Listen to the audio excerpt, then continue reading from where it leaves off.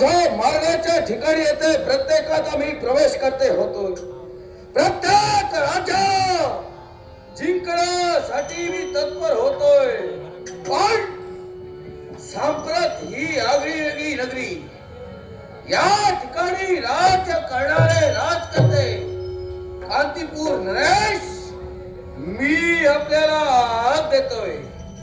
या मी आपल्याला आव्हान देतोय.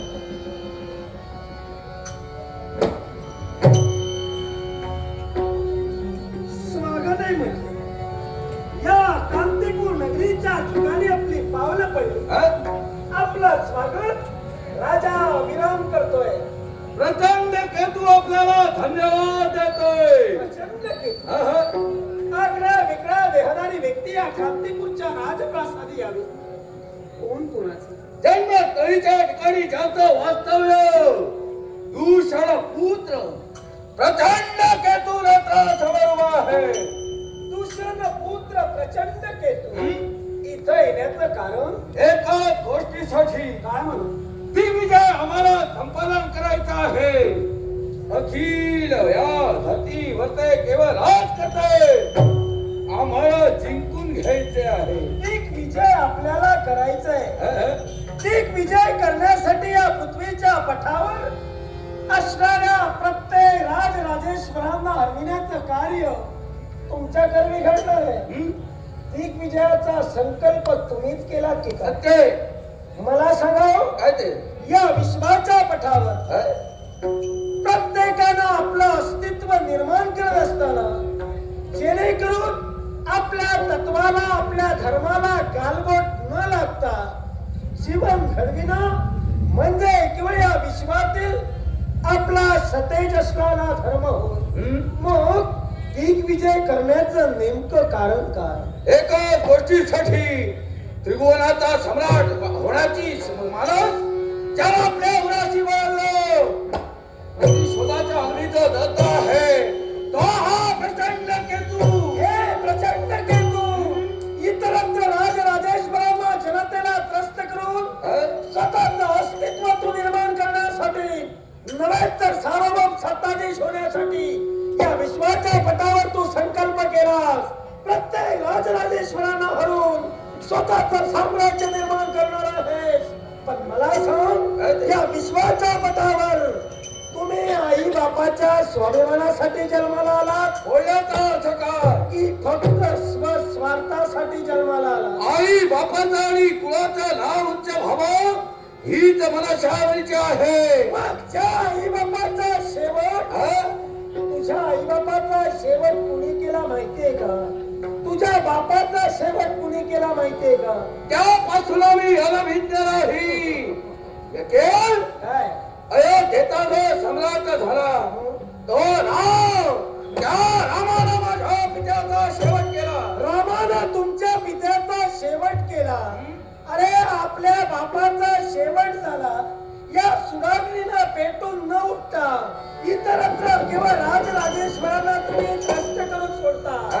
मग ज्या बापाचा शेवट अयोध्याधीश रामानं केला त्याचे पुत्र अयोध्येत राज्य करतायत म्हटलं.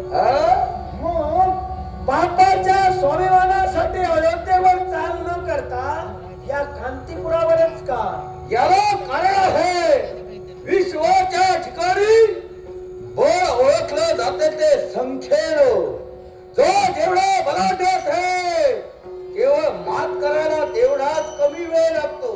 शक्ती प्रदर्शन व्हावं हीच जिज्ञासा मनाच्या ठिकाणी होती. आपल्याला मी यामागचं कारण आता कथन करतोय का? ज्या रामानं लंकेवर आक्रमण करण्यासाठी तत्पर झाला 18 पद्म वानर सेना 56 कोटी गोळामुळे 72 कोटी रीस यांचं केवळ सहाय्य ज्याला घेतलं तो अयोध्येचा राम. वानरांची त्याला साथ घेतली आणि बळकट झाला बळकट. आता मी मनाशी गाठ घातली आहे. निश्चयाची गाठ माझी आहे. या पटांगणावर जेवढी ही चिंच वावरतात तुमच्या सारख्या चिंचांची साथ घेईल त्या रामाच्या सामर्थ्यावर चढायचं अस्तित्व घालावर त्याच वेळी केव्हा प्रचंड केतू नाव सांगेल. अरे अस्तित्व म्हणजे का? अस्तित्व निर्माण करण्यापूर्वी प्रत्येक पुत्राचं ब्रीद असतं. ज्या बापाचा केवळ या विश्वात तो बाप आणि बापाचा झालेला अपमान, या अपमानाचं शैल्य न ठेवता तो आज इतरत्र राजराजेश्वरांवर चाल करतोय. लाज वाटायला हवी. कशाला? कारण या विश्वाच्या पटावर जन्म झाला गेला कारण तुझी पितृदेवता. मग त्या बापाच्या स्वाभिमानासाठी न जगता तूच म्हणालास की या विश्वात ज्याचं सैन्य बलाढ्य, तुझ्याजवळ सैन्य नाहीये. जेवढं आहे त्याच्या दुप्पट मला घडवायचंय. विश्वातले सारे राजे जिंकून घेणार. अयोध्याधीश सार्वभौम सत्ताधीश आहे, सम्राट आहे. अरे याचा अर्थ असा होतो ज्याच्यावर तू चाल करून आलायस तो सुद्धा सम्राटच आहे. मग या सम्राटाला जिंकण्याची मनशा प्रथम बाळगली. मग त्या विश्वाच्या ठाई एका सम्राटाला हवा जर का तू देऊ शकतोस तर अयोध्येच्या सम्राटाला का नाही? अयोध्येच्या सम्राटाला जरूर आव्हान देईल, पण आत्मविश्वास असायला हवा. एकालाही जिवंत सोडणार नाही. अरे या विश्वात या कांतीपूरची मी सेवा करतोय नव्हेच तर या कांतीपूरचा रक्षक म्हणून मी उभा आहे.